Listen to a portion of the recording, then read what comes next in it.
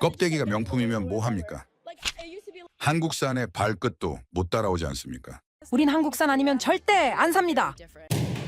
자존심 센 유럽 한복판에서 오직 메이드 인 코리아가 적혀 있는 것만 불티나게 팔리는 기현상이 벌어지고 있다면 여러분은 믿으시겠습니까? 반도체나 자동차, 거대한 선박만이 대한민국 기술의 전부라고 생각하셨다면 한국을 크게 잘못 보고 계신 겁니다. 한국의 지극히 평범한 연구원 한 명이 도장에서 얻은 사소한 힌트 하나로 전 세계 산업의 판도를 완전히 뒤집어 버렸기 때문입니다. 그딴 게 팔리겠냐고 무시했던 프랑스 제국들, 지금 피눈물을 흘리고 있습니다. 더 충격적인 것은 1초에 한 개씩 팔리는 기적과 재구매율 80%의 신화를 목격해버리고 발등에 불이 떨어진 프랑스가 부랴부랴 짝퉁을 찍어냈지만 결과는 대망신. 대한민국과의 기술력 차이만 전 세계에 생중계되는 꼴이 되고 말았던 겁니다. 수백 년의 전통과 수천 년의 전통을 내세우며 한국을 무시했던 그 나라들, 이제 한국이 없으면 문을 닫아야 하는 절박한 현실. 대체 무슨 일이 벌어진 걸까요? 그 전에 잠깐 1초 만에 누를 수 있는 좋아요 버튼을 꾹 눌러주시면 영상 제작에 아주 큰 힘이 됩니다. 그럼 바로 시작하겠습니다. 저는 장피에르 르클레르입니다. 프랑스 파리에서 태어나 평생을 화장품 업계에서 살아온 사람이죠. 파리 고등화학학교에서 화학공학 박사 학위를 받았고 그 이후로 35년간 이 분야만 파고들었습니다. 디올, 랑콤, 지방시. 이름만 들어도 아시겠죠? 저는 그 브랜드들의 개발 프로세스에 직접 관여했습니다. 세계 최고의 명품 화장품이 어떻게 만들어지는지 처음부터 끝까지 지켜본 사람이죠. 은퇴 후에도 사람들은 저를 프랑스 화장품 기술의 산증인이라고 불렀습니다.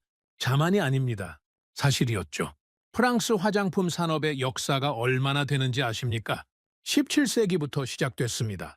루이 14세 시절 베르사유 궁전에서 귀족들이 사용하던 화장품이 시초였죠. 300년이 넘는 역사입니다. 그 세월 동안 프랑스는 단 한 번도 화장품 종주국의 자리를 내준 적이 없었습니다. 우리가 만든 규칙은 언제나 세계의 규칙이었습니다. 파운데이션의 발색, 립스틱의 질감, 향수의 잔향까지 우리가 정한 기준이 곧 업계 표준이 됐죠. 다른 나라들은 그저 따라오면 됐습니다. 미국도 따라왔고 일본도 따라왔습니다. 늘 그래왔으니까요. 저는 그 질서가 영원할 거라고 믿었습니다. 35년간 단 한 번도 의심해 본 적이 없었죠. 프랑스가 화장품의 중심이라는 건 마치 태양이 동쪽에서 뜨는 것처럼 당연한 사실이었습니다. 누가 그걸 부정할 수 있겠습니까? 그런 제가 처음으로 불안을 느낀 건 2014년 가을이었습니다. 파리 본사 회의실이었죠. 분기별 실적 보고가 있는 날이었습니다. 저는 고문 자격으로 그 자리에 있었죠. 회의실 창밖으로 센 강이 보였습니다. 파리의 가을은 언제나 아름답죠. 하지만 그날 회의실 분위기는 달랐습니다. 디올 파운데이션 매출 자료가 화면에 띄워졌습니다. 숫자를 보는 순간 뭔가 이상하다는 걸 느꼈습니다. 저는 숫자에 민감한 사람이죠. 35년간 데이터를 분석해온 사람입니다. 그래서 알 수 있었습니다. 이 숫자가 정상이 아니라는 걸요. 정체였습니다. 성장이 아니라 정체. 유럽 시장은 그나마 버티고 있었죠. 독일, 영국, 이탈리아. 전통적인 시장에서는 큰 변화가 없었습니다. 문제는 아시아였습니다. 일본, 홍콩, 싱가포르, 대만. 우리가 철석같이 믿었던 시장들에서 원인 불명의 이탈이 발생하고 있었습니다. 왜 떠나는 겁니까? 아무도 대답하지 못했죠. 제품 품질이 떨어진 것도 아니고 가격이 오른 것도 아닙니다. 마케팅은 오히려 더 강화했죠. 광고비를 20%나 늘렸습니다. 그런데 왜 소비자들이 이탈하는 겁니까? 저는 답답했습니다. 마케팅 담당자가 머뭇거리며 말했죠. 경쟁 제품이 있습니다. 경쟁 제품이라고요. 프랑스 명품 화장품의 경쟁 제품이 뭡니까? 미국 브랜드입니까? 일본 브랜드입니까? 저는 당연히 그쪽일 거라고 생각했습니다. 그때 내부 보고서에 처음으로 등장한 단어가 있었습니다. 코리아 쿠션. 저는 고개를 갸웃했죠. 쿠션이라는 게 뭡니까? 파운데이션을 스펀지에 담은 거라고요. 그게 다입니까? 담당자에게 물었더니 더 웃기는 설명이 돌아왔습니다. 주차장에서 도장 찍을 때 쓰는 인주에서 아이디어를 얻었다는 겁니다. 회의실에 웃음이 번졌습니다. 경영진 한 명이 기득거렸죠. 기술팀장도 코웃음을 쳤습니다. 저도 같이 웃었습니다. 인주라고요. 주차장 인주에서 화장품 아이디어를 가져왔다고요. 프랑스에서는 상상도 할 수 없는 발상이었습니다. 우리는 수백 년 전통의 조향사 가문에서 원료를 공급받죠. 그라스 지방의 장미, 프로방스의 라벤더, 최고급 원료만 사용합니다. 연구소에는 세계 최고의 화학자들이 모여있죠. 파리 고등화학학교, 리옹 화학대학 출신들입니다. 그런 우리가 주차장 도장 인주를 참고해야 한다고요. 저는 그 자리에서 이렇게 말했습니다. 프랑스가 스펀지 하나에 흔들릴 이유는 없습니다. 모두가 고개를 끄덕였죠. 당연한 결론이었습니다. 한국산 쿠션 파운데이션이라는 게 아시아 한정 유행이라는 건 누가 봐도 명백했으니까요. 마케팅만 요란하고 기술은 얕은 제품. 그게 우리의 판단이었습니다. 솔직히 말씀드리죠. 저는 그때까지 한국을 경쟁자로 생각해 본 적이 없었습니다. 한국은 제 머릿속에서 빠르게 따라오는 나라 정도였습니다. 싸고 많이 만드는 하청국 이미지가 있었죠. 일본이나 유럽의 기술을 배워서 대량 생산하는 나라. 자동차도 그랬고 전자제품도 그랬습니다. 화장품이라고 다를 게 있겠습니까? 그게 제가 알던 한국이었습니다. 화장품 분야에서 한국이 우리를 위협할 거라고는 단 한 번도 생각해 본 적이 없었죠. 프랑스, 미국, 일본. 그게 화장품 업계의 3강 구도였습니다. 한국은 거기에 끼지도 못하는 나라였죠. 그런데 숫자는 거짓말을 하지 않았습니다. 2달 뒤 다음 분기 보고서가 나왔죠. 아시아 여성 소비자 재구매율 데이터였습니다. 한국산 쿠션 파운데이션을 한 번 쓴 소비자가 다시 그 제품을 구매하는 비율이 나와 있었죠. 80%. 재구매율 80%라고요. 저는 숫자를 2번, 3번 다시 봤습니다.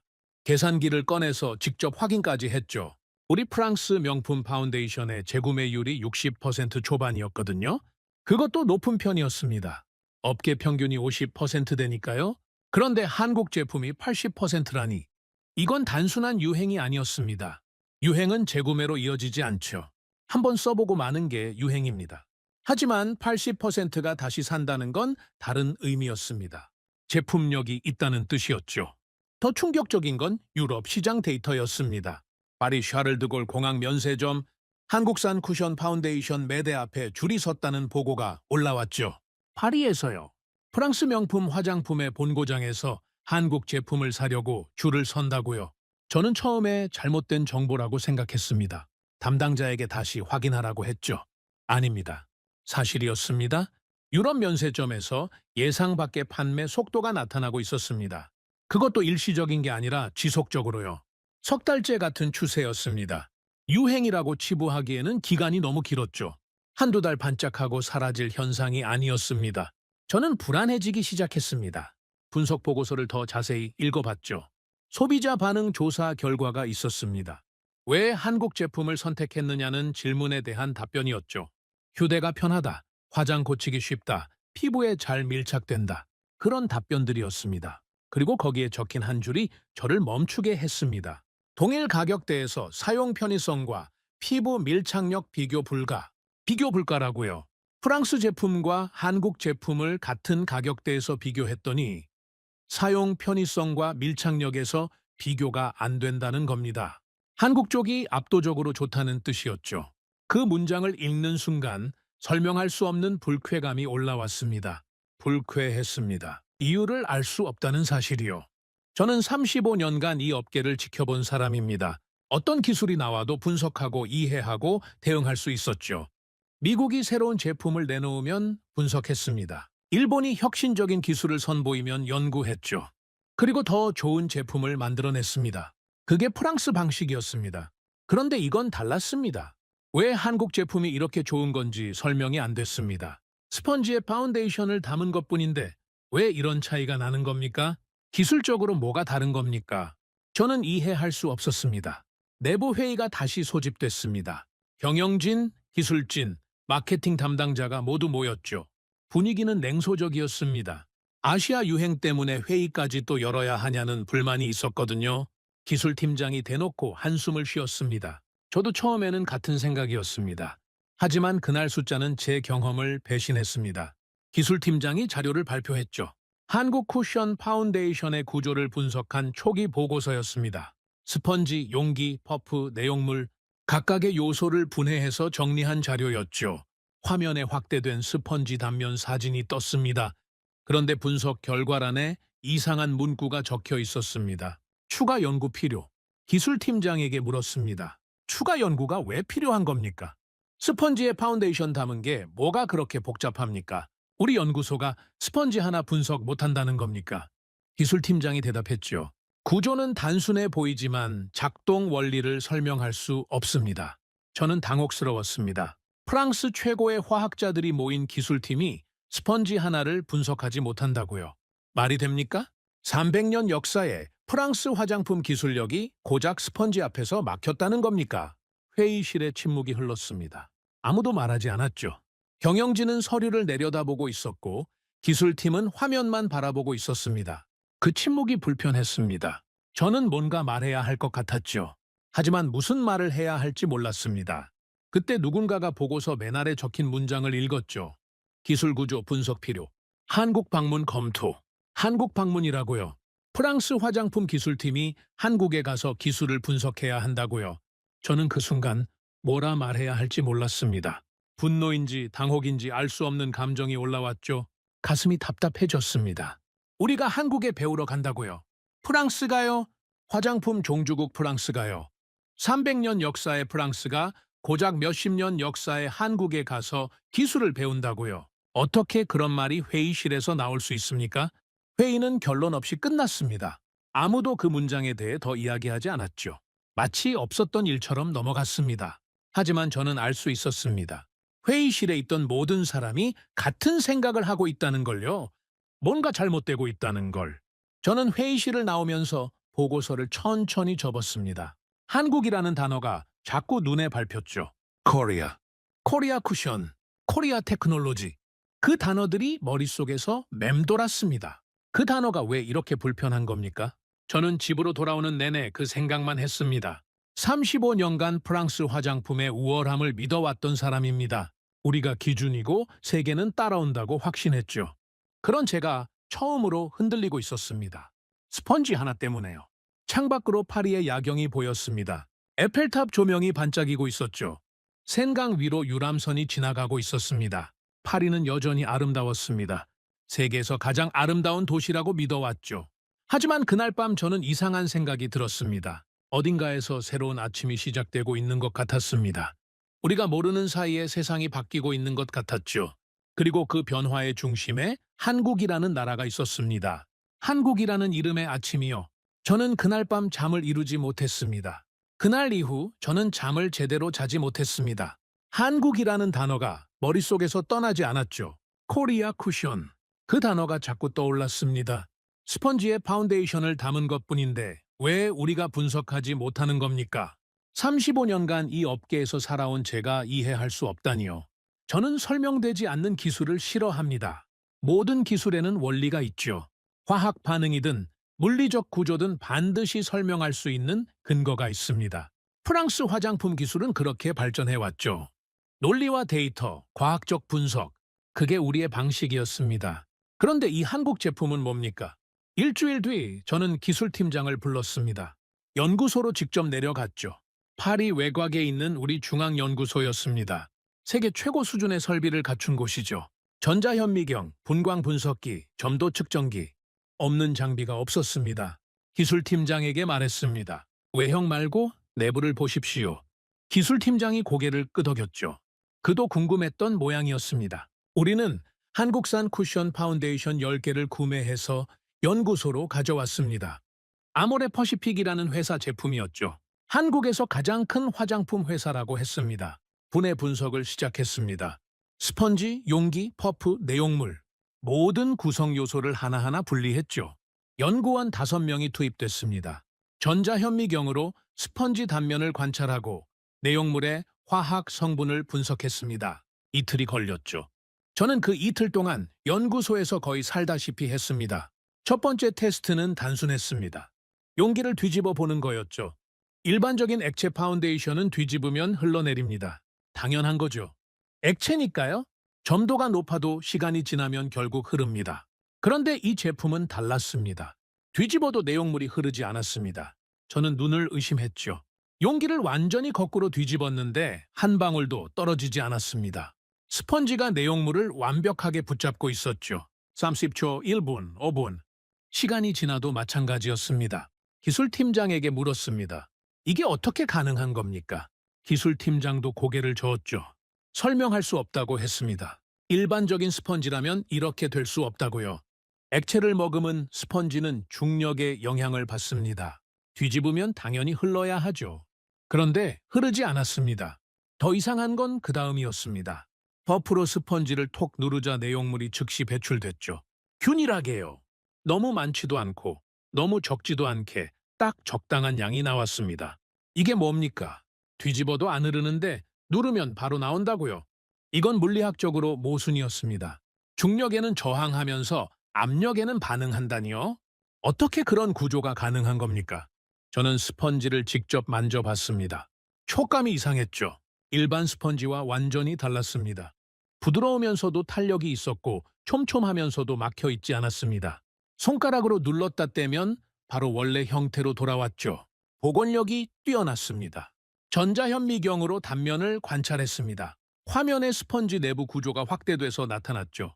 저는 그 이미지를 보는 순간 멈췄습니다. 뭔가 이상했거든요. 일반 스펀지는 기공 크기가 균일합니다. 그래야 품질 관리가 되니까요. 공장에서 대량 생산할 때 기공 크기를 일정하게 맞추는 게 기본이죠. 그런데 이 스펀지는 달랐습니다. 기공 크기가 일정하지 않았습니다. 큰 기공과 작은 기공이 섞여 있었죠. 무작위로 배열된 것처럼 보였습니다. 처음에는 불량품인가 싶었습니다. 품질 관리가 안 된 제품이라고 생각했죠. 기술팀장에게 물었습니다. 이게 의도적인 겁니까? 아니면 실수입니까? 기술팀장이 다른 제품들도 분석해봤죠. 10개 제품 전부 같은 패턴이었습니다. 기공 크기가 불균일한 게 모든 제품에서 동일하게 나타났습니다. 이건 실수가 아니었죠. 의도적인 설계였습니다. 왜 이렇게 만든 겁니까? 저는 이해할 수 없었습니다. 프랑스식 사고방식으로는 설명이 안 됐죠. 우리는 균일함을 추구합니다. 품질의 일관성이 명품의 조건이니까요. 모든 제품이 똑같아야 합니다. 그게 프랑스 방식이었죠. 그런데 한국은 일부러 불균일하게 만들었습니다. 기술팀장이 가설을 세웠죠. 큰 기공은 내용물을 저장하는 역할을 하고 작은 기공은 배출을 조절하는 역할을 한다고요. 마치 댐의 수문처럼 작동한다는 겁니다. 평소에는 닫혀 있다가 압력이 가해지면 열리는 구조라고요. 그게 사실이라면 대단한 기술이었습니다. 단순한 스펀지가 아니었죠. 정교하게 설계된 유체 제어 시스템이었습니다. 스펀지 하나에 그런 기술이 들어가 있다니요. 저는 솔직히 믿기 어려웠습니다. 하지만 데이터는 거짓말을 하지 않았죠. 다음은 퍼프 테스트였습니다. 퍼프는 내용물을 찍어서 피부에 바르는 도구죠. 일반적인 퍼프는 스펀지 재질입니다. 내용물을 흡수해서 피부에 전달하는 방식이죠. 단순한 원리입니다. 그런데 한국 제품의 퍼프는 달랐습니다. 내용물을 흡수하지 않았습니다. 저는 또 눈을 의심했죠. 퍼프로 스펀지를 누르면 내용물이 퍼프 표면에 묻습니다. 그건 당연한 거죠. 그런데 그 내용물이 퍼프 안으로 스며들지 않았습니다. 표면에만 머물러 있었죠. 그리고 피부에 대면 그대로 전달됐습니다. 손실이 거의 없었습니다. 일반 퍼프는 내용물의 30% 이상을 흡수해버리죠. 그래서 낭비가 심합니다. 하지만 이 퍼프는 달랐습니다. 흡수가 아니라 반발이었죠. 내용물을 밀어내는 구조였습니다. 기술팀장이 말했습니다. 이건 기존 퍼프 개념을 완전히 부정하는 겁니다. 저는 아무 말도 하지 못했죠. 퍼프 하나에도 이런 기술이 들어가 있다니요. 스펀지도 그렇고 퍼프도 그렇고. 단순해 보이는 제품 안에 우리가 모르는 기술이 숨어 있었습니다. 실험실에 침묵이 흘렀습니다. 연구원들도 말이 없었죠. 다들 화면만 바라보고 있었습니다. 전자현미경 이미지, 점도 측정 그래프, 배출량 데이터, 모든 자료가 같은 결론을 가리키고 있었습니다. 이건 우연이 아니다. 의도적으로 설계된 시스템이다. 저는 그 순간 깨달았습니다. 우리가 한국을 너무 얕봤다는 걸요. 주차장 인주에서 아이디어를 얻었다고 비웃었죠. 스펀지 따위라고 무시했습니다. 하지만 그 스펀지 안에는 우리가 상상하지 못한 기술이 들어있었습니다. 그 스펀지는 저를 조롱하고 있었습니다. 35년간 화장품 기술을 연구해온 제가 스펀지 하나를 이해하지 못하고 있었으니까요. 프랑스 최고의 연구소에서 최신 장비를 동원해도 완벽하게 설명할 수 없었습니다. 원리는 대충 추측할 수 있었죠. 하지만 어떻게 이런 구조를 만들었는지는 알 수 없었습니다. 기술팀장에게 물었습니다. 우리도 만들 수 있습니까? 기술팀장이 잠시 침묵했죠. 그 침묵이 대답이었습니다. 쉽지 않다는 뜻이었죠. 구조는 파악했지만 제조 방법을 모른다고 했습니다. 이 스펀지를 어떻게 만드는지 공정 자체를 알 수 없다고요. 저는 한숨을 쉬었습니다. 프랑스식 공식이 통하지 않았습니다. 우리는 항상 분석하고 이해하고 모방하고 개선하는 방식으로 발전해왔죠. 경쟁사 제품을 분석해서 원리를 파악하고 더 좋은 제품을 만드는 게 우리 방식이었습니다. 그렇게 300년간 세계 정상을 지켜왔죠. 그런데 이번에는 그게 안 됐습니다. 분석은 했지만 이해가 안 됐죠. 이해가 안 되니 모방도 할 수 없었습니다. 우리가 가진 기술과 장비로는 한계가 있었습니다. 이건 처음 겪는 상황이었죠. 저는 연구소를 나오면서 생각했습니다. 한국은 생각보다 깊다. 그날 밤 저는 호텔 방에서 한국에 대해 검색해 봤습니다. 한국 화장품 산업의 역사를요. 솔직히 말씀드리면 저는 한국에 대해 아는 게 거의 없었습니다. 아시아 어딘가에 있는 작은 나라, 전쟁을 겪었고 빠르게 성장한 나라. 그 정도가 제가 아는 전부였죠. 검색 결과가 나왔습니다. 한국 화장품 산업은 1980년대부터 본격적으로 성장했다고 하더군요. 겨우 40년 역사였습니다. 프랑스의 300년에 비하면 아무것도 아니었죠.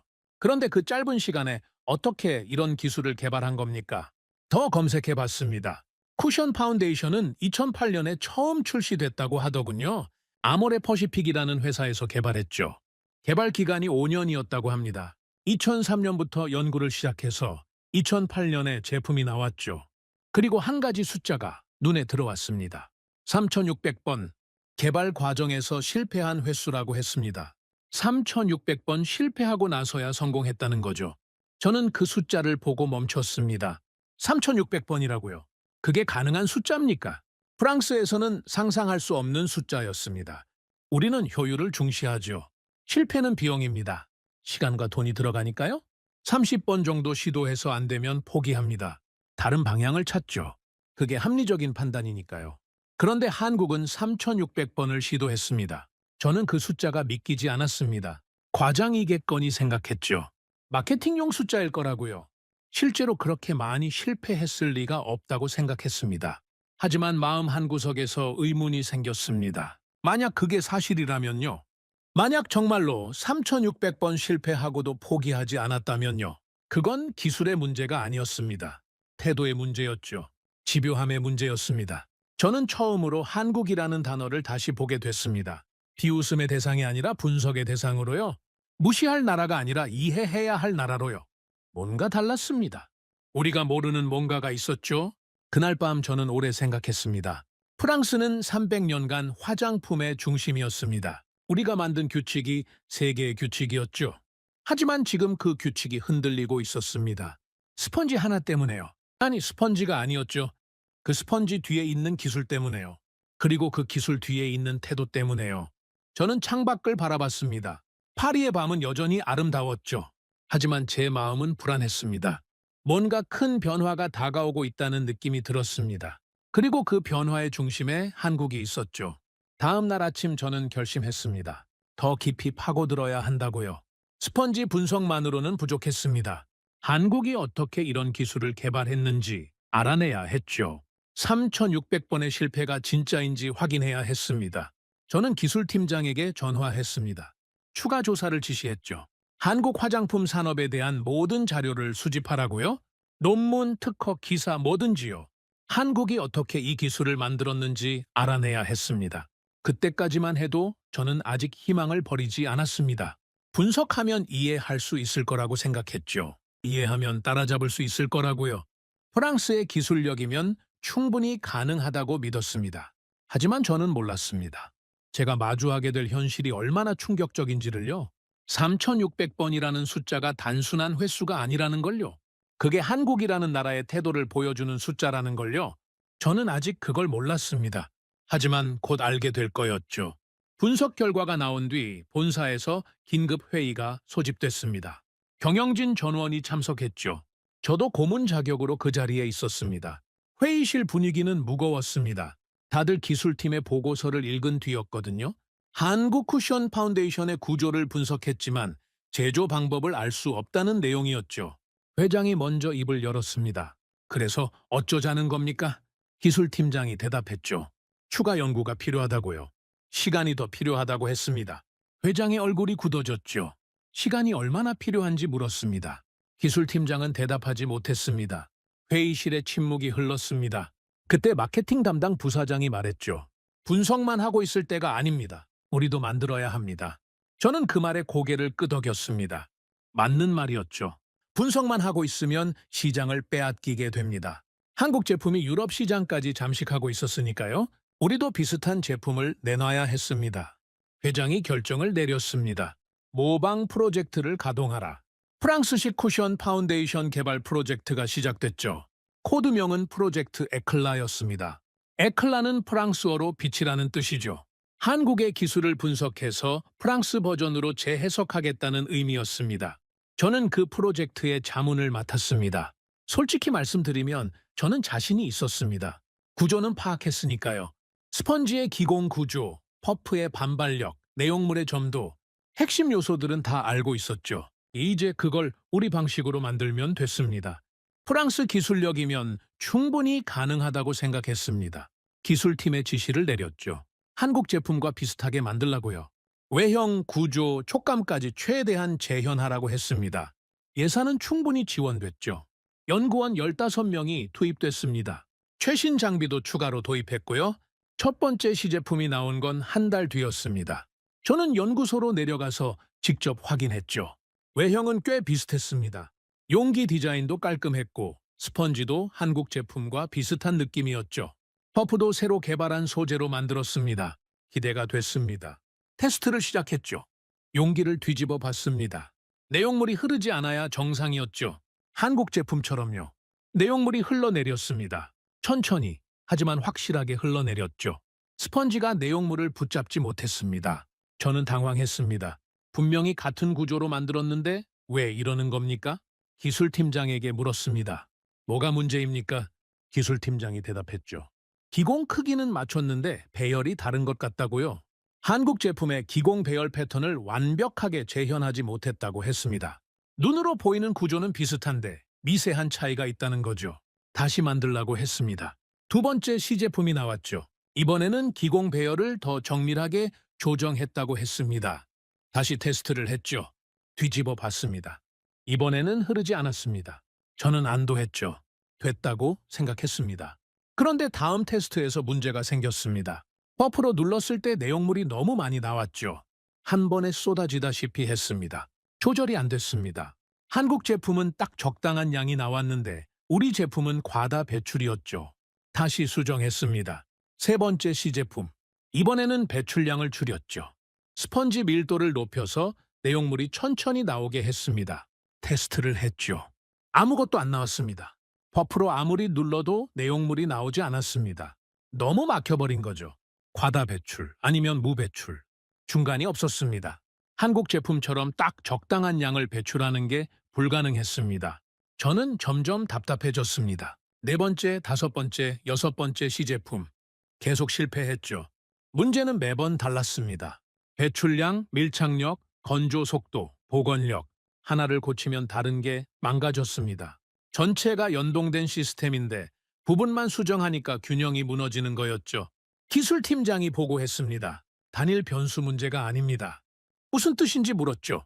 기술팀장이 설명했습니다. 스펀지의 기공 크기, 기공 배열, 내용물의 점도, 밀폐 구조, 압력 반응. 이 모든 요소가 서로 연결돼 있다고요? 하나만 바꾸면 전체 균형이 무너진다고 했습니다. 그러니까 전부 동시에 맞춰야 한다는 뜻이었죠. 저는 머리가 아팠습니다. 변수가 너무 많았거든요. 하나씩 조정해서 정답을 찾으려면 경우의 수가 수천 가지가 넘었습니다. 시간과 비용이 엄청나게 들 수밖에 없었죠. 그래도 계속 시도했습니다. 7번째, 8번째, 9번째. 실패가 반복됐죠. 연구원들의 얼굴에 지친 기색이 보이기 시작했습니다. 야근이 계속됐거든요. 주말에도 출근했죠.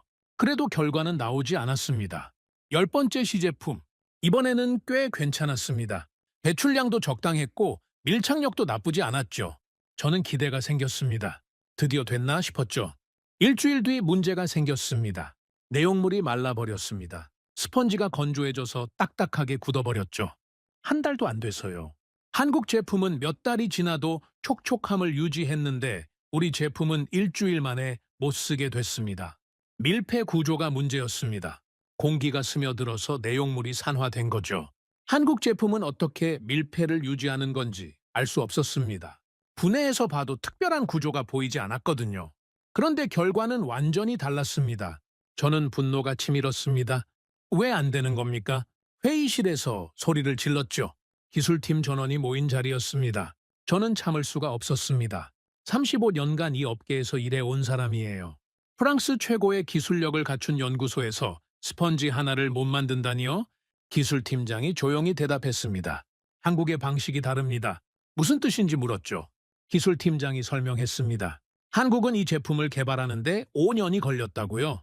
그리고 그 과정에서 3,600번 실패했다고 했습니다. 3,600번이라고요. 저는 그 숫자를 이미 알고 있었습니다. 인터넷에서 봤으니까요. 하지만 직접 실패를 경험하고 나니 그 숫자의 무게가 달랐습니다. 우리는 10번 실패하고 벌써 지쳐 있었거든요. 3,600번. 그게 가능한 숫자입니까? 기술팀장이 말했습니다. 한국 연구팀의 기록을 일부 입수했다고요. 논문과 특허 자료를 분석한 거였죠. 거기에 실험 기록이 일부 남아 있었습니다. 3,600번의 실험. 매번 조금씩 변수를 바꿔가며 테스트했다고 합니다. 기공 크기를 0.1mm씩 조정하고 점도를 1%씩 바꾸고 압력 조건을 미세하게 수정하고 그렇게 3,600번을 반복한 거죠. 저는 할 말을 잃었습니다. 우리는 30번 만에 비효율이라고 판정했습니다. 더 이상 이 방식으로는 안 된다고 결론 내렸죠. 다른 방향을 찾아야 한다고 했습니다. 그게 프랑스 방식이었습니다. 효율을 중시하는 거죠. 시간과 비용을 계산하는 겁니다. 프랑스는 효율을 중시합니다. 그래서 멈춥니다. 한국은 달랐습니다. 실패를 계산하지 않았죠. 3,600번이 비효율적이라고 생각하지 않았습니다. 그냥 계속한 거였죠. 될 때까지요. 저는 그제야 깨달았습니다. 이건 기술 격차가 아니었습니다. 태도의 차이였죠. 우리는 빨리 결과를 내려고 했습니다. 실패하면 포기하고 다른 길을 찾았죠. 하지만 한국은 한 길만 봤습니다. 3,600번 실패해도 같은 길을 계속한 거죠. 3,600번의 실패는 데이터가 아니었습니다. 태도였습니다. 집요함이었습니다. 포기하지 않는 것. 그게 기술이었습니다. 저는 회의실 의자에 털썩 주저앉았습니다. 다리에 힘이 풀렸거든요. 35년간 프랑스 화장품의 우월함을 믿어왔던 사람입니다. 우리가 최고라고 확신했죠. 기술력, 전통, 노하우, 모든 면에서 프랑스가 앞선다고 생각했습니다. 그런데 지금 스펀지 하나 앞에서 무릎을 꿇고 있었습니다. 기술팀장이 조심스럽게 물었죠. 어떻게 하시겠습니까? 저는 대답하지 못했습니다. 어떻게 해야 할지 모르겠더군요. 계속 시도할까요? 3,600번까지 갈 수 있을까요? 솔직히 자신이 없었습니다. 우리 연구원들이 그걸 버텨낼 수 있을지 의문이었죠. 회의실의 침묵이 흘렀습니다. 아무도 말하지 않았죠. 실패한 시제품들이 테이블 위에 널려 있었습니다. 10개의 용기가 우리의 실패를 증명하고 있었죠. 그 옆에 한국 제품이 놓여 있었습니다. 똑같아 보이는데 완전히 달랐습니다. 저는 그 두 제품을 번갈아 봤습니다. 겉모습은 비슷했죠. 하지만 속은 달랐습니다. 우리 제품은 껍데기만 비슷한 가짜였습니다. 한국 제품은 3,600번의 실패가 녹아든 진짜였죠. 명품이라는 단어가 떠올랐습니다. 프랑스는 명품의 나라죠. 우리는 그 단어에 자부심을 가지고 있었습니다. 명품은 최고의 품질을 의미하니까요. 최고의 기술, 최고의 장인 정신, 그게 명품이라고 믿었습니다. 그런데 지금 그 단어가 공허하게 느껴졌습니다. 우리가 말하는 명품이 뭡니까? 비싼 가격표입니까? 화려한 로고입니까? 오래된 브랜드 역사입니까? 그게 명품의 전부입니까? 한국은 로고도 없고 역사도 짧았습니다. 가격도 우리보다 훨씬 쌌죠. 하지만 기술은 우리보다 앞서 있었습니다. 3,600번의 실패를 견딘 기술이었죠. 진짜 명품은 뭡니까? 저는 그 질문에 대답할 수 없었습니다. 회의가 끝난 뒤 저는 한참 동안 회의실에 남아 있었습니다. 창밖으로 파리의 하늘이 보였죠. 회색빛 구름이 낮게 깔려 있었습니다. 무거운 하늘이었습니다. 제 마음도 그랬죠. 그 순간 저는 처음으로 고개를 들지 못했습니다. 35년간 이 업계의 정상에 있었던 사람입니다. 누구 앞에서도 당당했죠. 프랑스 화장품 기술의 산증인이라는 자부심이 있었습니다. 그런 제가 스펀지 앞에서 고개를 숙이고 있었습니다. 아니, 스펀지가 아니었죠. 3600번의 실패 앞에서 고개를 숙인 거였습니다. 포기하지 않는 태도 앞에서요. 우리에게 없는 그 집요함 앞에서요. 저는 그날 밤 잠을 이루지 못했습니다. 3600이라는 숫자가 머릿속에서 맴돌았죠. 그 숫자가 저를 짓누르는 것 같았습니다. 우리는 30번 만에 포기했는데 한국은 3600번을 버텼습니다. 그 차이가 결과의 차이였죠. 저는 창밖을 바라봤습니다. 파리의 밤은 여전히 아름다웠습니다. 에펠탑 조명이 반짝이고 있었죠. 하지만 그 빛이 예전처럼 자랑스럽게 느껴지지 않았습니다. 어딘가에서 더 강한 빛이 타오르고 있다는 걸 알았으니까요. 한국이라는 이름의 빛이요. 저는 그날 밤 처음으로 인정했습니다. 우리가 틀렸을지도 모른다고요. 프랑스가 최고가 아닐 수도 있다고요. 그 생각이 입 밖으로 나오지는 않았습니다. 아직은요. 하지만 마음속에서는 이미 균열이 시작되고 있었습니다. 35년간 쌓아온 확신에 금이 가기 시작한 거죠.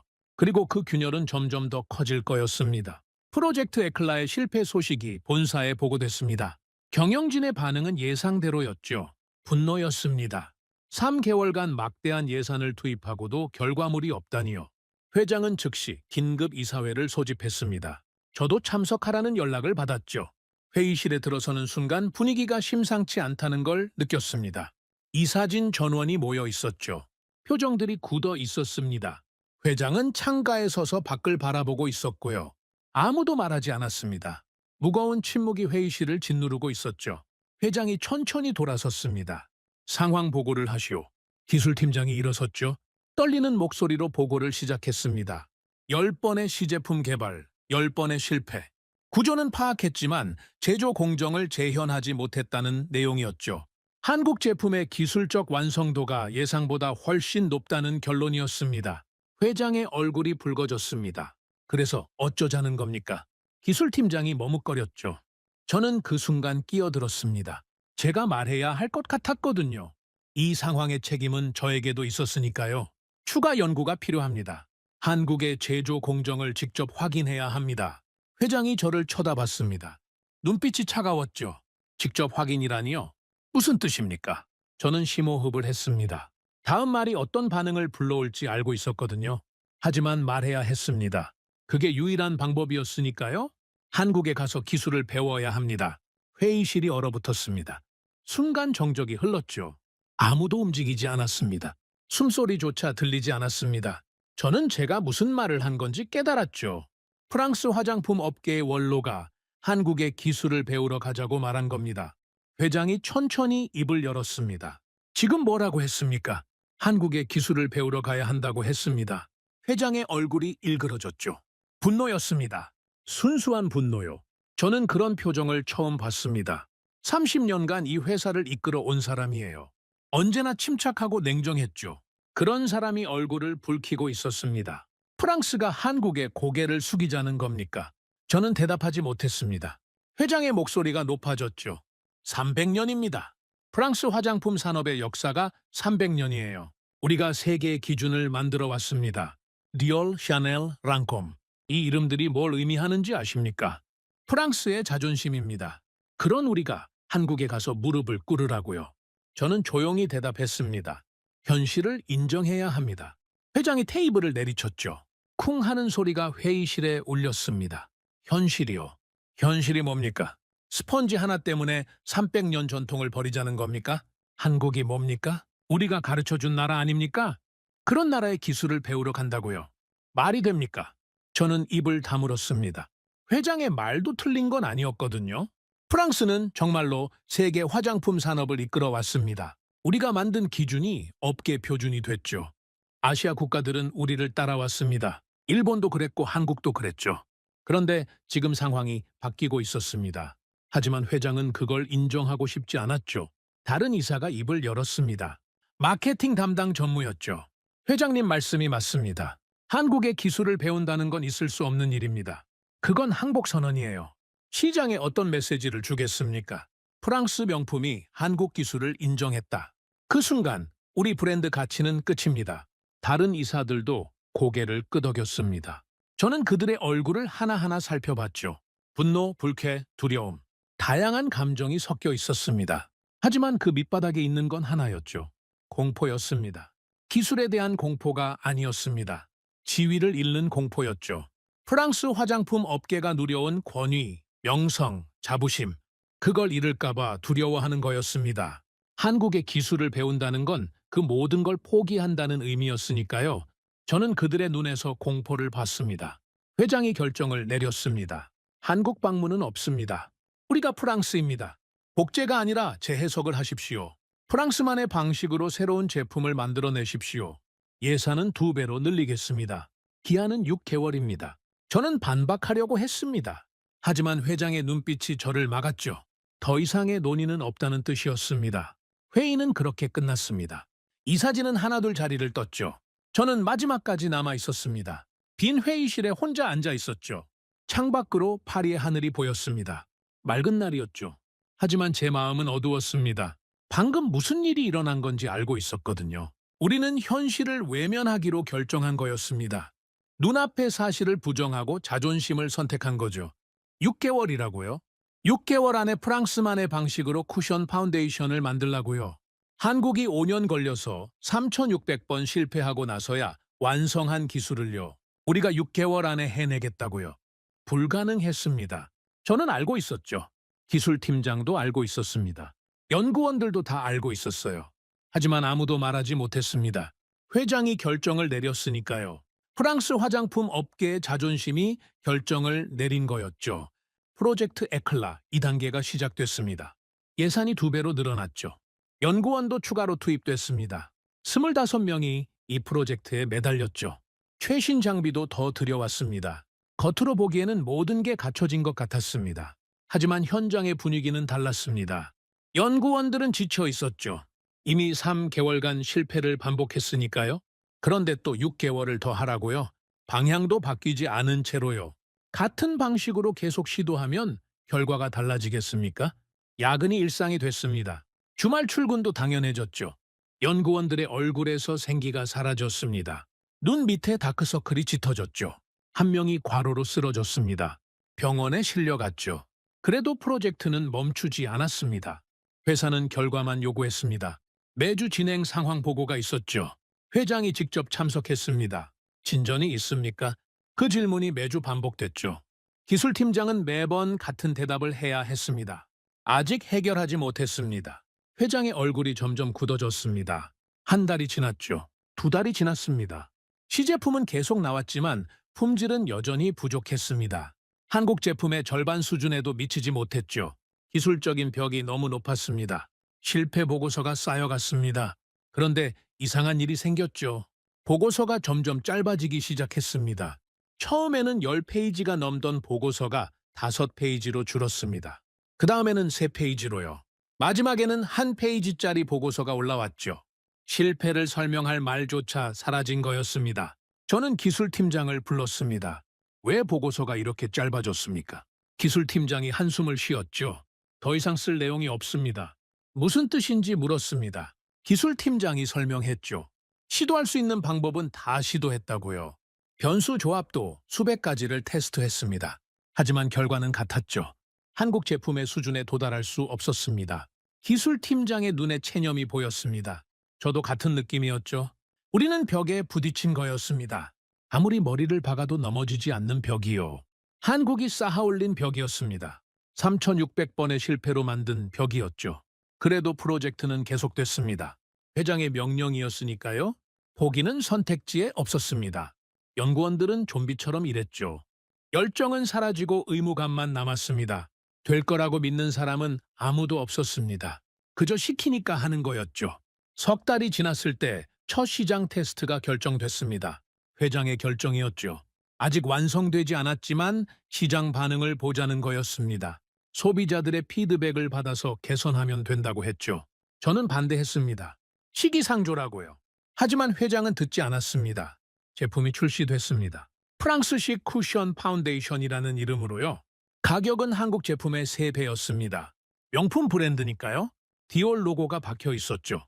패키지는 화려했습니다. 금색과 검은색 조합이었죠. 고급스러워 보였습니다. 겉모습은 완벽했습니다. 하지만 속은 달랐죠. 출시 일주일 만에 불만이 터져 나왔습니다. 온라인에 리뷰가 쏟아졌죠. 내용물이 너무 빨리 마른다. 배출량 조절이 안 된다. 밀착력이 떨어진다. 한국 제품이랑 비교가 안 된다. 비슷한 불만이 수백 개 올라왔습니다. 그중에서 가장 많이 공유된 리뷰가 있었습니다. 명품 로고 값만 비싸다. 그 한 문장이 모든 걸 요약했죠. 소비자들은 바보가 아니었습니다. 제품을 써보면 다 알았죠. 디올 로고가 붙어 있어도 기술은 한국 제품에 못 미쳤습니다. 3배 가격을 받을 수준이 아니었죠. 매장에서도 문제가 생겼습니다. 파리 샹젤리제 거리의 디올 매장이었죠. 고객이 제품을 반품하러 왔습니다. 매장 직원이 이유를 물었죠. 고객이 대답했습니다. 한국 제품이 더 좋아요. 매장 직원이 할 말을 잃었다고 합니다. 프랑스 명품 매장에서 고객이 한국 제품이 더 좋다고 말한 거였죠. 그것도 한 명이 아니었습니다. 비슷한 일이 여러 매장에서 반복됐습니다. 보고서가 올라왔습니다. 첫 주 판매량은 목표의 30%에 불과했죠. 반품률은 20%가 넘었습니다.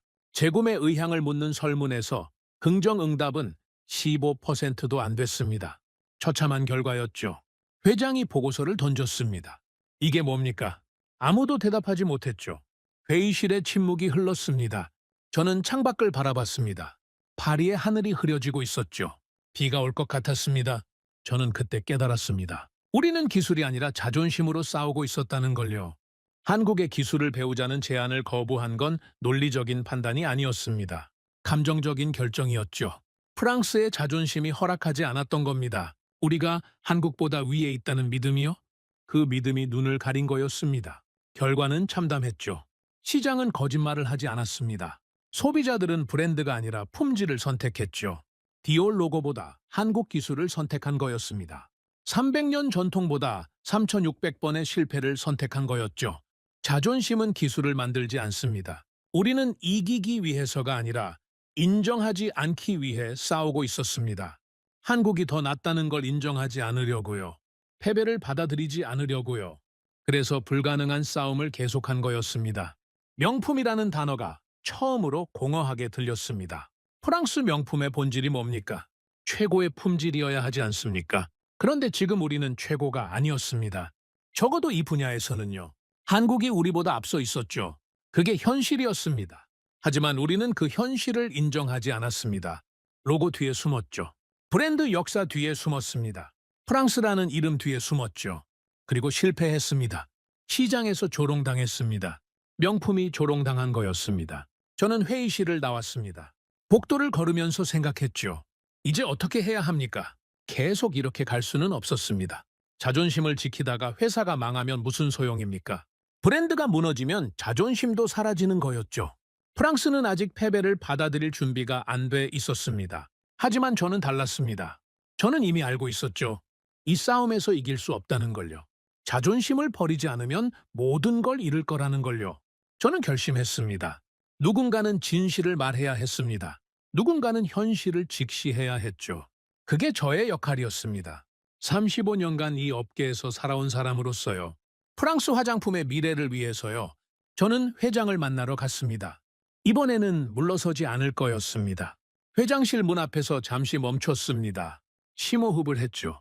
지금 하려는 말이 어떤 결과를 가져올지 알고 있었거든요. 하지만 물러설 수 없었습니다. 누군가는 진실을 말해야 했으니까요. 문을 두드렸습니다. 들어오시오. 회장은 책상 앞에 앉아 있었죠. 서류를 보고 있었습니다. 아마 시장 테스트 결과 보고서였을 겁니다. 표정이 어두웠죠. 저를 보더니 고개를 들었습니다. 무슨 일입니까? 저는 자리에 앉지 않았습니다. 서서 말했죠. 마지막 비교 테스트를 하고 싶습니다. 회장의 눈썹이 올라갔습니다. 비교 테스트요. 네, 우리 제품과 한국 제품을 동일한 조건에서 비교하는 겁니다. 객관적인 데이터로요. 감정이나 자존심이 아니라 숫자로 판단해야 합니다. 회장이 한참 저를 바라봤습니다. 뭔가를 읽으려는 것 같았죠. 저의 의도를요. 저는 시선을 피하지 않았습니다. 좋습니다. 하시오. 저는 고개를 숙이고 회장실을 나왔습니다. 일주일 뒤 비교 테스트가 진행됐습니다. 파리 외곽연구소였죠. 기술팀 전원이 참석했습니다. 저도 직접 참관했고요. 테스트 조건은 철저하게 통제했습니다. 온도, 습도, 조명까지 모든 변수를 동일하게 맞췄죠. 테스트 대상은 두 가지였습니다. 우리가 만든 프랑스식 쿠션 파운데이션, 그리고 한국 아모레퍼시픽의 쿠션 파운데이션. 겉모습은 비슷했죠. 둘 다 동그란 용기에 스펀지가 들어 있었습니다. 하지만 저는 이미 알고 있었습니다. 속이 완전히 다르다는 걸요. 첫 번째 테스트는 내용물 유지력이었습니다. 두 제품을 동시에 뒤집었죠. 30초, 1분, 3분. 시간을 재면서 관찰했습니다. 한국 제품은 한 방울도 흐르지 않았죠. 스펀지가 내용물을 완벽하게 붙잡고 있었습니다. 우리 제품은 2분쯤 되자 가장자리에서 내용물이 새으며 나왔습니다. 기술팀장이 기록을 했죠. 유지력 테스트 결과 한국 제품 우위. 저는 아무 말 하지 않았습니다. 예상한 결과였으니까요. 두 번째 테스트는 배출 균일성이었습니다. 퍼프로 스펀지를 10번 연속 누르면서 배출량을 측정했죠. 한국 제품은 10번 모두 거의 동일한 양이 나왔습니다. 오차 범위가 3% 이내였죠. 정밀하게 조절된 시스템이었습니다. 우리 제품은 들쭉날쭉했습니다. 처음 3번은 너무 많이 나왔고 그 다음 4번은 적당했죠. 마지막 3번은 거의 나오지 않았습니다. 일관성이 없었죠. 오차 범위가 20%가 넘었습니다. 세 번째 테스트는 피부 밀착력이었습니다.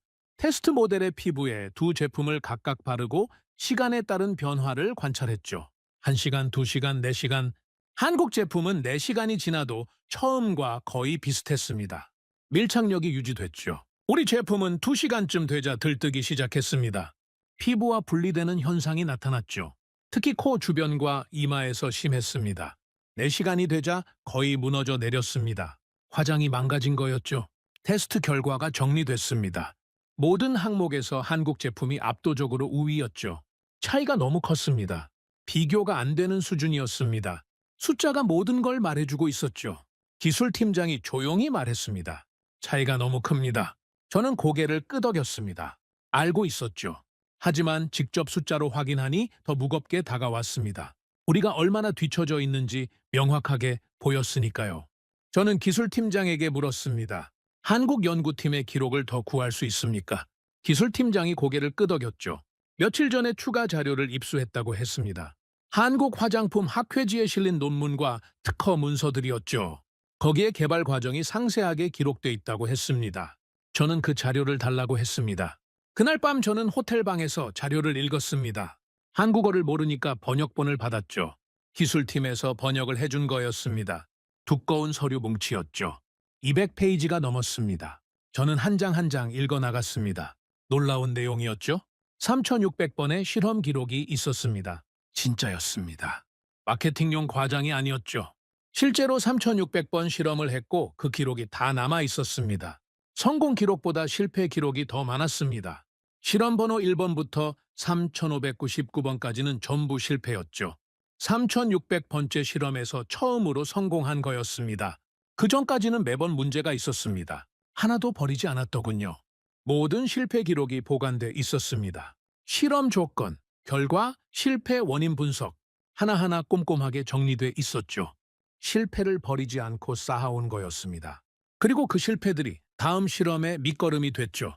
저는 그 기록을 보면서 깨달았습니다. 우리는 같은 실패를 2번 반복했다는 걸요. 프랑스 연구팀은 실패하면 그 기록을 대충 정리하고 넘어갔습니다. 다음 실험으로 빨리 넘어가려고 했죠. 효율을 중시했으니까요. 그래서 이미 한 번 실패한 조합을 다시 시도하는 경우가 있었습니다. 똑같은 실수를 반복한 거였죠. 한국은 달랐습니다. 실패 하나하나를 분석하고 기록하고 축적했죠. 같은 실수를 2번 하지 않았습니다. 3,600번의 실험이 전부 다른 조합이었죠. 하나도 겹치지 않았습니다. 체계적이었습니다. 저는 자책감이 들었습니다. 우리는 포기했습니다. 30번 실패하고 포기했죠. 비효율적이라고 판단했으니까요. 하지만 한국은 3,600번을 버텼습니다. 그게 차이였죠. 우리는 정답을 찾으려고 했습니다. 빨리 답을 내려고 했죠. 최단 경로를 찾으려고 했습니다. 그게 프랑스식 사고방식이었으니까요. 효율, 합리성, 최적화. 우리는 그런 단어들을 좋아했죠. 한국은 과정을 지켰습니다. 정답을 찾는 게 아니라 오답을 하나씩 지워나갔죠. 3,600개의 오답을 지우고 나서야 정답에 도달한 거였습니다. 느리고 비효율적으로 보였죠. 하지만 결과는 완벽했습니다. 실패를 견디는 능력도 기술이었습니다. 저는 그걸 몰랐죠. 기술이라고 하면 장비, 공식, 노하우만 생각했습니다. 하지만 진짜 기술은 포기하지 않는 것이었습니다. 3,600번 실패해도 계속하는 것. 그게 기술이었죠. 서류 뭉치 안에 영상 파일 링크가 있었습니다. 한국 공장의 제조 과정을 촬영한 영상이었죠. 기술팀에서 구한 거라고 했습니다. 저는 노트북을 열고 영상을 재생했습니다. 화면에 공장 내부가 나타났습니다. 생각보다 조용했죠. 최신식 자동화 라인을 예상했는데 그렇지 않았습니다. 물론 기계도 있었지만 사람의 손이 많이 개입하고 있었죠. 작업자들이 직접 제품을 확인하고 있었습니다. 한 장면이 눈에 들어왔습니다. 연구원으로 보이는 사람이 스펀지를 만지고 있었죠. 손가락으로 누르고 뒤집고 흔들고 반복해서 테스트하고 있었습니다. 한 개를 확인하는데 10초 이상 걸렸죠. 기계가 하면 1초도 안 걸릴 일이었습니다. 비효율적으로 보였습니다. 하지만 저는 알았죠. 그게 비효율이 아니라는 걸요. 그게 바로 3,600번의 실패를 가능하게 한 태도라는 걸요. 빠른 게 좋은 게 아니었습니다. 제대로 하는 게 좋은 거였죠. 다른 장면도 있었습니다. 회의실에서 연구원들이 토론하는 장면이었죠. 자막이 없어서 무슨 말인지 몰랐지만 분위기는 알 수 있었습니다. 진지했죠? 열정적이었습니다. 서로 의견을 나누고 있었죠. 그들의 손이 클로즈업 됐습니다. 거칠었습니다. 갈라진 부분도 있었죠? 실험을 많이 해서 그런 것 같았습니다. 화학 물질에 자주 노출되면 피부가 상하거든요. 그 손이 3,600번의 실패를 버텨낸 손이었습니다. 저는 영상을 멈추고 한참 동안 화면을 바라봤습니다. 그들의 공장은 조용했습니다. 화려하지 않았죠. 최신식도 아니었습니다. 하지만 의지는 요란했습니다. 눈에 보이지 않는 열정이 느껴졌죠. 포기하지 않겠다는 의지요. 될 때까지 하겠다는 집념이요. 저는 창밖을 바라봤습니다. 파리의 밤이었죠. 에펠탑 조명이 보였습니다. 아름다웠죠.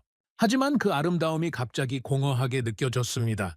우리는 화려함 뒤에 숨어 있었거든요. 브랜드, 역사, 명성, 그런 것들 뒤에 숨어서 진짜 기술을 외면하고 있었죠. 저는 결심했습니다. 이 기술은 흉내낼 수 없다. 인정해야 했습니다. 우리 힘으로는 안 된다는 걸요. 3,600번의 실패를 따라잡을 수 없다는 걸요. 지름길은 없었습니다. 처음부터 다시 시작해도 5년이 걸릴 거였죠. 아니, 그보다 더 걸릴 수도 있었습니다. 배워야 한다. 저는 입 밖으로 그 말을 내뱉었습니다. 배워야 합니다. 빈 방에서 혼자 한 말이었죠? 아무도 듣지 않았습니다. 하지만 저 자신에게 하는 말이었습니다. 35년간 프랑스 화장품의 우월함을 믿어온 사람이 처음으로 인정한 거였죠. 한국에서 배워야 한다고요. 다음 날 아침 저는 본사로 갔습니다. 긴급 회의를 요청했죠. 경영진 전원이 참석하는 회의요. 회장도 당연히 참석해야 했습니다. 비서가 어떤 안건이냐고 물었죠. 저는 대답했습니다. 전략 변경 제안입니다. 1시간 뒤 회의가 시작됐습니다. 회의실에 경영진이 모였죠. 회장, 부사장, 전무, 상무. 12명이 긴 테이블에 앉아 있었습니다. 다들 제가 무슨 말을 할지 궁금해하는 표정이었죠.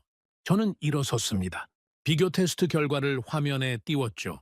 숫자들이 나열됐습니다. 유지력, 배출 균일성, 밀착력, 모든 항목에서 한국 제품이 압도적으로 우위였습니다. 객관적인 데이터였죠. 회의실이 조용해졌습니다. 저는 말을 이었습니다. 한국 연구팀의 기록을 분석했습니다. 3,600번의 실험 기록이 있었죠. 우리는 30번 만에 포기했습니다. 차이가 100배 이상입니다. 회장의 표정이 굳어졌죠. 저는 계속했습니다. 한국 공장 영상도 봤습니다. 자동화보다 사람의 손이 많았죠. 효율보다 품질을 선택한 거였습니다. 그 태도가 3,600번의 실패를 가능하게 했습니다. 마케팅 담당 전무가 끼어들었습니다. 그래서 결론이 뭡니까? 저는 심호흡을 했습니다. 다음 말이 얼마나 충격적일지 알고 있었거든요. 하지만 말해야 했습니다. 그게 제가 이 자리에 선 이유였으니까요. 한국과 협력해야 합니다. 회의실이 얼어붙었습니다. 아무도 움직이지 않았죠. 숨소리조차 들리지 않았습니다. 저는 제가 방금 금기어를 말했다는 걸 알았습니다. 프랑스 화장품 업계에서 절대 해서는 안 되는 말을요. 회장이 천천히 입을 열었습니다. 협력이라고요. 네, 기술 제휴입니다. 우리가 배우는 겁니다. 회장의 얼굴이 붉어졌죠. 프랑스가 한국에 무릎을 꿇으라는 겁니까? 또 그 말입니까? 저는 물러서지 않았습니다. 무릎을 꿇는 게 아닙니다. 현실을 인정하는 겁니다. 시장은 이미 답을 내렸습니다. 소비자들이 선택했죠. 우리가 아무리 자존심을 지켜도 시장은 변하지 않습니다. 다른 이사가 소리쳤습니다. 300년 전통을 버리자는 겁니까? 저는 고개를 저었습니다. 전통을 버리는 게 아닙니다. 전통을 지키려면 변해야 합니다. 변하지 않으면 전통도 사라집니다. 지금 우리가 고집을 부리면 10년 뒤에 프랑스 화장품 산업은 끝납니다. 회의실이 술렁였습니다. 저는 계속 말했죠. 저는 35년간 이 업계에서 일했습니다. 프랑스 화장품의 우월함을 믿어왔죠. 하지만 지금은 다릅니다. 눈앞의 현실을 직시해야 합니다. 한국이 우리보다 앞서 있습니다. 적어도 이 분야에서는요. 회장이 테이블을 쳤습니다. 충분합니다. 저는 입을 다물었죠. 회장이 자리에서 일어났습니다. 창가로 걸어갔죠. 한참 동안 밖을 바라보더니 천천히 돌아섰습니다. 표정이 달라져 있었습니다. 분노가 아니었죠. 체념에 가까웠습니다. 아니, 어쩌면 패배를 인정하는 얼굴이었을지도 모릅니다. 300년 전통의 무게가 어깨를 짓누르는 것 같았죠. 회장이 말했습니다. 구체적인 방안이 있습니까? 저는 준비한 자료를 꺼냈습니다. 한국 아모레 퍼시픽의 기술 제휴를 제안합니다. 하청이 아니라 공식 파트너십으로요. 우리는 브랜드와 유통망을 제공하고 그들은 기술을 제공합니다. 윈윈입니다. 회장이 한참 동안 저를 바라봤습니다. 그리고 고개를 끄덕였죠. 검토해 보겠습니다. 회의가 끝났습니다. 저는 회의실을 나오면서 생각했습니다. 방금 무슨 일이 일어난 건지요. 프랑스 화장품 업계가 처음으로 패배를 인정한 거였습니다. 300년 만에 처음이었죠. 저는 처음으로 프랑스를 대표해 사과할 준비를 했습니다. 한국에요. 우리가 무시하고 비웃던 나라예요. 주차장 인주라고 조롱하던 기술에요. 이제 그 앞에 고개를 숙여야 했습니다. 창밖으로 파리의 하늘이 보였습니다. 맑은 날이었죠. 하지만 제 마음은 복잡했습니다. 자존심이 무너지는 느낌이었거든요. 하지만 동시에 해방감도 있었습니다. 더 이상 거짓말을 하지 않아도 된다는 거요. 현실을 인정한다는 건 그런 거였습니다. 아프지만 자유로운 거요. 이사회가 다시 소집됐습니다. 이번에는 분위기가 달랐죠. 이전 회의들과는 완전히 다른 무게가 느껴졌습니다. 모두가 알고 있었거든요. 오늘 결정될 내용이 프랑스 화장품 역사를 바꿀 거라는 걸요. 회의실에 12명의 이사가 앉아 있었습니다. 회장은 상석에 앉아 있었죠. 평소보다 늙어 보였습니다. 어깨가 처져 있었고 눈가에 주름이 깊었죠. 300년 전통의 무게가 그를 짓누르고 있는 것 같았습니다. 회장이 입을 열었습니다. 모두 알다시피 상황이 좋지 않습니다. 시장 테스트 결과는 참담했고 기술적으로도 한계에 부딪혔습니다. 오늘 우리는 중대한 결정을 내려야 합니다. 회의실에 침묵이 흘렀죠. 회장이 계속했습니다. 르클레르 고문이 제안한 방안을 검토했습니다. 한국과의 기술 제휴입니다. 찬반 의견을 듣겠습니다. 반대파가 먼저 나섰습니다. 마케팅 담당 전무였죠. 자리에서 벌떡 일어났습니다. 얼굴이 붉어져 있었습니다. 분노가 역력했죠. 절대 안 됩니다. 프랑스 명품이 한국 기술을 인정한다고요. 그게 시장에 어떤 메시지를 주겠습니까? 우리 브랜드 가치가 폭락합니다. 디올, 랑콤, 지방시 이 이름들이 한국 기술로 만든 제품을 판다고요. 소비자들이 어떻게 생각하겠습니까? 다른 이사가 거들었습니다. 맞습니다. 우리가 지금까지 쌓아온 이미지가 있습니다. 프랑스 명품은 프랑스 기술로 만들어야 합니다. 한국의 기술을 배운다는 건 스스로 이류라고 인정하는 겁니다. 반대 의견이 쏟아졌습니다. 300년 전통을 버릴 수 없다. 프랑스의 자존심이 허락하지 않는다. 아시아 국가의 고개를 숙이면 유럽 시장에서 웃음거리가 된다. 단기적인 어려움 때문에 영원한 가치를 포기할 수 없다. 저는 조용히 듣고 있었습니다. 그들의 말도 이해가 됐거든요. 프랑스 화장품 업계가 지켜온 자부심이 있었죠. 그걸 한순간에 버리라는 건 쉬운 일이 아니었습니다. 감정적으로요. 하지만 감정으로 시장을 이길 수는 없었습니다. 제 차례가 왔죠. 저는 천천히 일어섰습니다. 반대 의견 잘 들었습니다. 자존심을 지키고 싶은 마음 이해합니다. 저도 35년간 같은 마음으로 살아왔으니까요. 프랑스가 최고라고 믿었습니다. 의심해 본 적이 없었죠. 저는 잠시 멈췄습니다. 하지만 현실을 직시해야 합니다. 우리가 자존심을 지키는 동안 한국은 기술을 쌓았습니다. 3,600번의 실패를 견뎠죠. 우리가 비웃는 동안 그들은 성장했습니다. 이제 시장은 그들 편입니다. 마케팅 전무가 끼어들었습니다. 일시적인 유행입니다. 버티면 됩니다. 저는 고개를 저었죠. 아닙니다. 재구매율 80%는 유행이 아닙니다. 기술력입니다.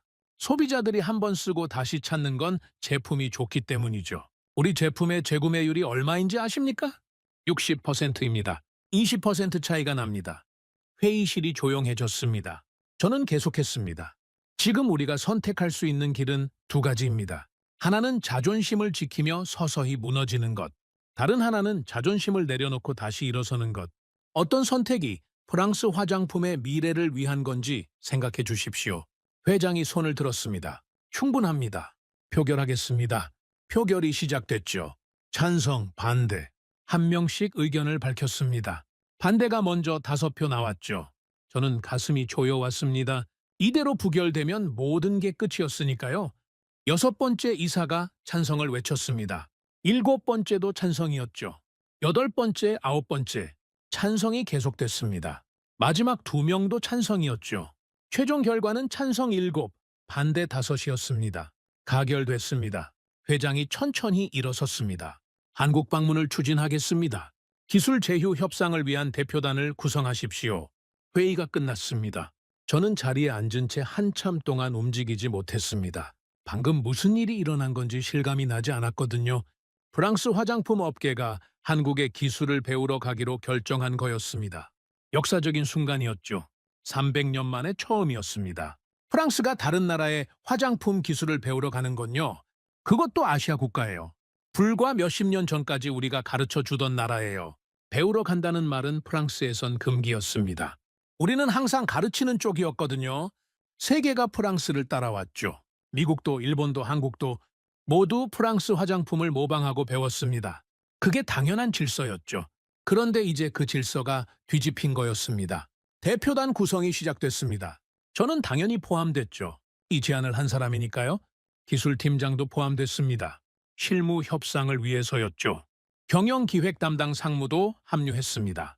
총 5명의 대표단이 구성됐죠. 출발이 주일 전이었습니다. 공식 문서가 작성됐죠. 한국 아모레퍼시픽에 보내는 협력 제안서였습니다. 저는 그 문서를 검토하면서 한 단어에 눈이 멈췄습니다. 배움. 공식 문서에 배움이라는 단어가 사용된 거였습니다.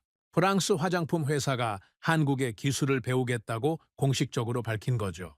그 단어 하나가 얼마나 무거운지 아무도 모를 거였습니다. 300년간 쌓아온 자존심이 그 단어 하나에 담겨 있었죠. 출발 전날 밤이었습니다. 저는 파리 시내를 걸었습니다. 센 강변을 따라 천천히 걸었죠. 에펠탑이 보였습니다. 루브르 박물관도 보였고요. 파리의 밤은 언제나처럼 아름다웠습니다. 저는 생각했습니다. 프랑스 화장품 산업의 역사를요. 100년이 넘는 시간 동안 우리가 이루어온 것들을요. 디올이 처음 립스틱을 만들던 날, 랑콤이 첫 향수를 출시하던 날, 지방시가 파운데이션 혁명을 일으키던 날, 그 모든 순간들이 떠올랐습니다. 우리는 세계를 가르쳐 왔습니다. 일본이 화장품 산업을 시작할 때 프랑스에서 배웠죠. 미국 브랜드들도 프랑스 기술을 모방했습니다. 한국도 마찬가지였죠. 그들의 화장품 산업은 프랑스를 따라하면서 시작됐습니다. 그런데 이제 우리가 그들에게 배우러 갑니다.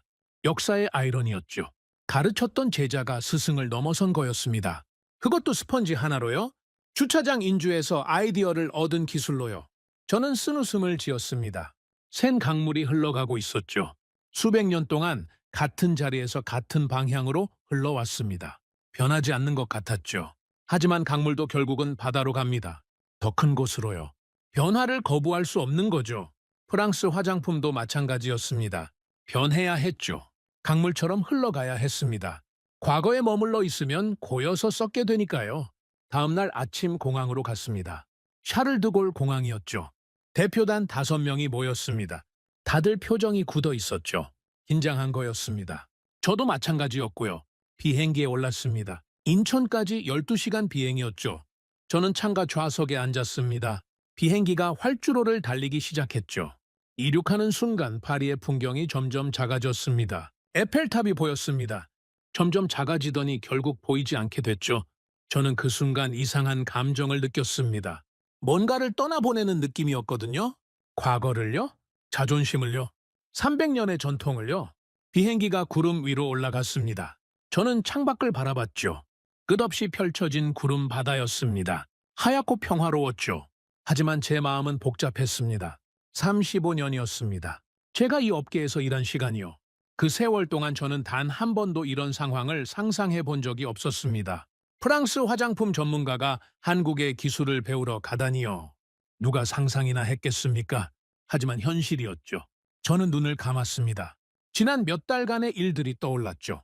처음 한국 쿠션 파운데이션을 접했을 때의 비웃음, 분석을 시작했을 때의 당혹감, 모방에 실패했을 때의 좌절, 그리고 결국 인정할 수밖에 없었던 현실, 우리가 졌다는 현실이요. 비행기 안에서 8시간이 지났습니다. 저는 잠을 자지 못했죠. 계속 생각이 맴돌았거든요.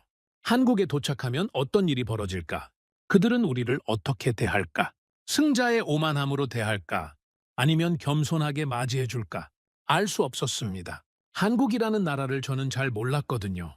화장품 기술이 뛰어나다는 건 이제 알았죠? 하지만 그 나라 사람들이 어떤 사람들인지는 몰랐습니다. 문화도 몰랐고 사고방식도 몰랐죠. 두려움이 있었습니다. 솔직히요.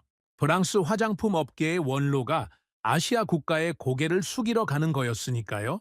그들이 우리를 어떻게 볼지 걱정됐습니다. 조롱할까요? 무시할까요? 아니면 측은하게 여길까요? 어떤 반응이든 견뎌야 했습니다. 우리가 선택한 길이었으니까요. 12시간 비행 끝에 인천공항에 도착했습니다. 비행기가 착륙할 때 창밖으로 한국 땅이 보였죠. 처음 보는 풍경이었습니다. 산이 많았고 건물들이 빽빽하게 들어서 있었죠. 파리와는 완전히 다른 모습이었습니다. 입국 수속을 밟았습니다. 공항은 깨끗하고 현대적이었죠. 질서정연했습니다.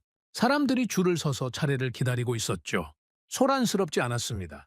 조용하고 효율적이었죠. 저는 주변을 둘러봤습니다. 한국 사람들의 표정이 눈에 들어왔죠. 바쁘게 움직이고 있었지만 과장된 제스처가 없었습니다. 담담했죠. 자신감이 있으면서도 드러내지 않는 느낌이었습니다. 묘한 자신감이었습니다. 겉으로 내세우지 않는데 분명히 느껴지는 거요. 이미 이긴 사람들의 여유 같았죠. 증명할 필요가 없는 사람들의 태도요. 서울의 공기는 승자의 공기였습니다. 공항을 빠져나왔습니다. 바깥 공기가 달랐죠. 파리와는 다른 냄새가 났습니다. 습도가 높았고 사람들의 에너지가 느껴졌죠. 활기찬 도시였습니다. 마중 나온 사람들이 있었습니다. 아모레 퍼시픽에서 보낸 사람들이었죠. 정장을 입은 3명이 서 있었습니다. 손에 피켓을 들고 있었죠. 프랑스어로 환영합니다 라고 적혀 있었습니다. 우리를 보자 다가왔습니다. 대표로 보이는 사람이 손을 내밀었죠.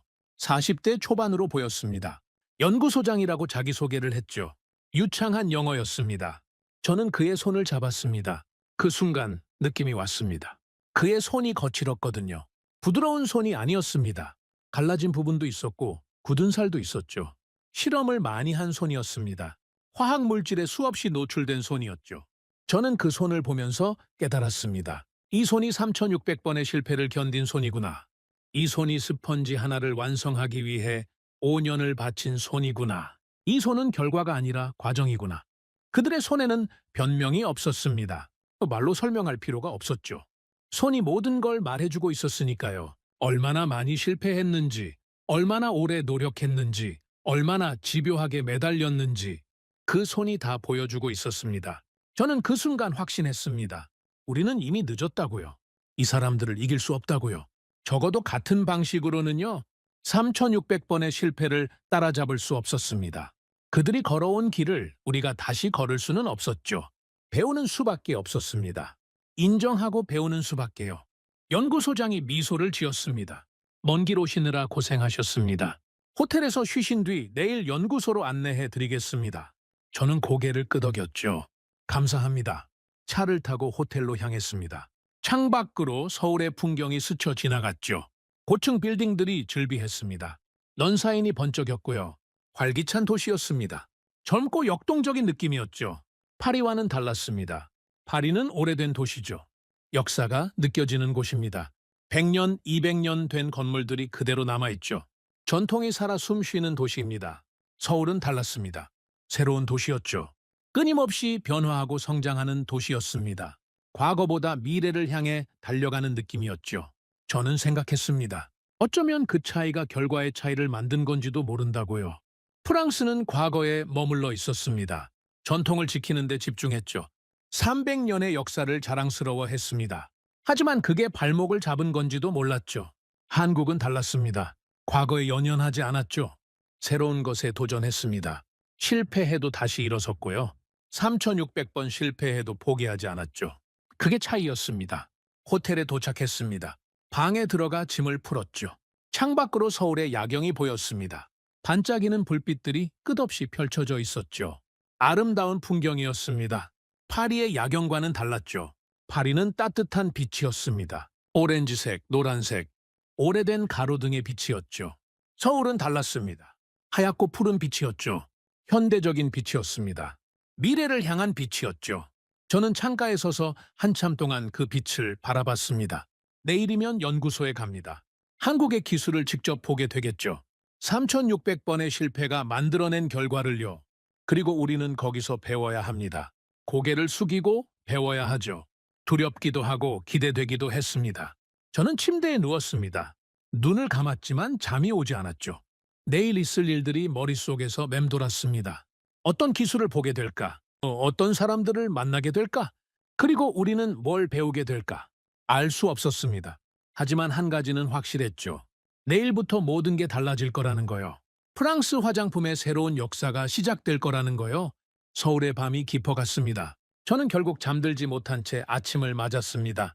다음 날 아침 연구소로 향했습니다. 서울 외곽에 있는 아모레 퍼시픽 기술연구원이었죠. 차로 1시간 정도 걸렸습니다.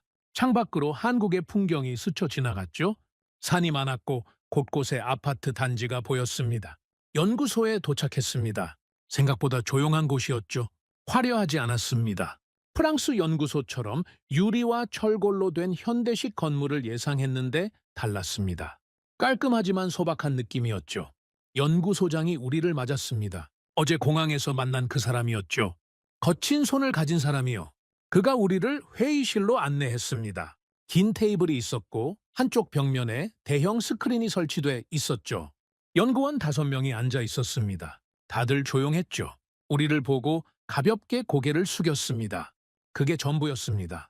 과장된 환영 인사도 없었고 승자의 오만함도 없었죠. 담담했습니다. 연구소장이 말했습니다. 바로 시작하겠습니다. 프레젠테이션이 시작됐죠. 저는 화려한 슬라이드를 예상했습니다. 프랑스에서는 늘 그랬거든요. 그래프, 통계, 시장 분석. 자기 기술이 얼마나 대단한지 과시하는 내용이 먼저 나오죠. 한국은 달랐습니다. 첫 번째 슬라이드에 나온 건 성공 사례가 아니었습니다. 실패 기록이었습니다. 2003년 첫 실험, 실패. 기공 크기 불균일. 2004년 300번째 실험, 실패. 내용물 산화. 2005년 1200번째 실험, 실패. 배출량 불안정. 실패 목록이 끝없이 이어졌습니다. 저는 당혹스러웠죠. 왜 성공이 아니라 실패부터 보여주는 겁니까? 보통은 자기 기술의 우수성을 먼저 자랑하지 않습니까? 그런데 이 사람들은 실패를 먼저 보여줬습니다. 연구소장이 설명했죠.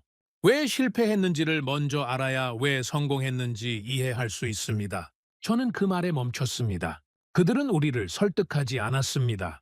화려한 수사도 없었고 과장된 표현도 없었죠. 그냥 사실을 보여줬습니다. 실패의 기록을요. 숨기지 않고 있는 그대로요. 실패를 숨기지 않는 기술은 처음이었습니다. 프랑스에서는 실패를 숨깁니다. 부끄러운 거니까요. 성공만 보여주고 실패는 감추죠. 그게 프로페셔널하다고 생각했습니다. 한국은 달랐습니다. 실패를 자랑스럽게 보여줬습니다. 3,600번의 실패가 그들의 자산이었죠. 숨길 게 아니라 보여줄 거였습니다. 두 번째 슬라이드가 나왔습니다. 실험 데이터였죠. 3,600번의 실험에서 측정한 모든 변수가 정리돼 있었습니다.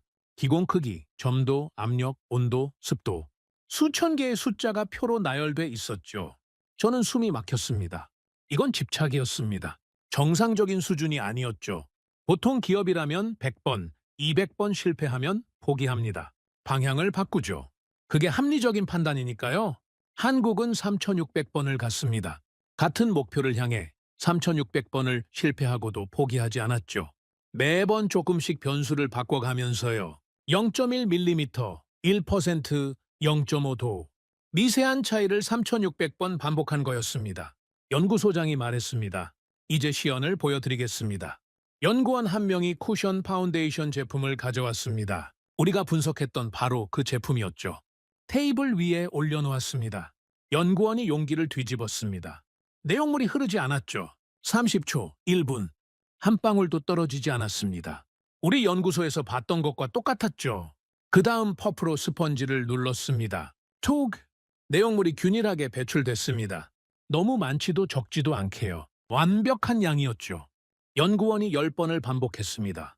10번 모두 같은 양이 나왔죠. 회의실에 정적이 흘렀습니다. 저는 아무 말도 할 수 없었습니다. 이미 알고 있던 거였죠. 분석도 해봤고 테스트도 해봤습니다. 하지만 직접 눈앞에서 보니 다르더군요. 완벽하다는 말밖에 나오지 않았습니다. 완벽했습니다. 기술 앞에서는 말이 필요 없었습니다. 저는 고개를 끄덕였죠. 말없이요. 인정한다는 뜻이었습니다. 더 이상 부정할 수 없었으니까요. 눈앞에 현실을 부정하는 건 어리석은 거였죠. 연구소장이 말했습니다. 이제 제안을 드리겠습니다. 스크린에 새로운 슬라이드가 나타났습니다. 기술 제휴 제안서였죠. 저는 그 내용을 읽으면서 눈을 의심했습니다. 하청이 아니었습니다. 공식 기술 이전이었죠. 그들이 개발한 기술을 우리에게 전수하겠다는 내용이었습니다. 조건도 단순했습니다. 우리를 흉내내지 말고 그대로 가져가십시오. 저는 그 문장을 몇 번이나 다시 읽었습니다. 흉내내지 말라고요. 그대로 가져가라고요. 그게 무슨 뜻인지 알았습니다. 우리가 모방하려고 3개월간 실패한 거 그들은 다 알고 있었던 거죠. 그리고 그 실패가 당연하다는 것도요. 흉내낼 수 없는 기술이니까요. 3600번의 실패를 흉내낼 수는 없으니까요. 과정 없이 결과만 복사할 수는 없으니까요. 그래서 그대로 가져가라는 거였습니다. 과정까지 통째로요.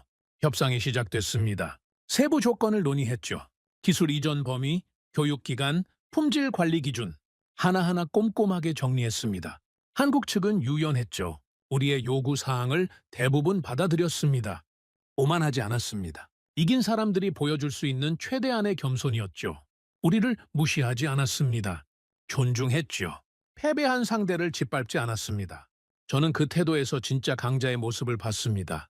협상이 끝나고 계약서가 준비됐습니다. 테이블 위에 서류가 놓였죠. 프랑스어와 한국어로 작성된 공식 문서였습니다. 기술 제휴 계약서, 그 제목이 눈에 들어왔습니다. 펜을 들었습니다. 손이 떨렸죠. 35년간 이 업계에서 일하면서 수많은 계약서에 서명했습니다. 하지만 이번은 달랐죠. 이건 단순한 계약이 아니었습니다. 프랑스 화장품 역사상 최초의 장면이었으니까요. 우리는 기술을 사러 온 거였습니다. 프랑스가요. 화장품 종주국 프랑스가요. 300년 역사의 프랑스가 한국의 기술을 사러 온 거였습니다. 그 사실이 펜을 무겁게 만들었죠. 저는 서명했습니다. 펜이 종이 위를 지나갔죠. 장피에르 르클레르. 제 이름이 계약서에 새겨졌습니다. 그 순간 뭔가가 끝났다는 느낌이 들었습니다. 프랑스의 자존심이요. 300년간 지켜온 화장품 종주국의 위상이요. 그게 이 서명 한 줄로 무너진 거였습니다. 적어도 이 분야에서는요. 프랑스는 그 자리에서 패배를 공식화했습니다. 연구소장이 손을 내밀었습니다. 감사합니다. 좋은 협력이 되길 바랍니다. 저는 그의 손을 잡았죠. 여전히 거친 손이었습니다. 3600번의 실패를 견딘 손이요. 저는 그 손을 잡으면서 생각했습니다. 이 손이 우리를 이겼구나. 화려한 기계도 아니고 첨단 장비도 아니고요. 이 거친 손이 프랑스를 이긴 거였습니다. 포기하지 않는 태도가 300년 전통을 넘어선 거였죠. 저는 그날 알았습니다. 기술에도 국적이 있다는 걸요. 그리고 그 국적은 장비나 자본으로 정해지는 게 아니라는 걸요. 태도로 정해진다는 걸요. 포기하지 않는 태도, 실패를 견디는 태도, 끝까지 가는 태도. 그게 기술의 국적을 만든다는 걸요. 회의실을 나왔습니다.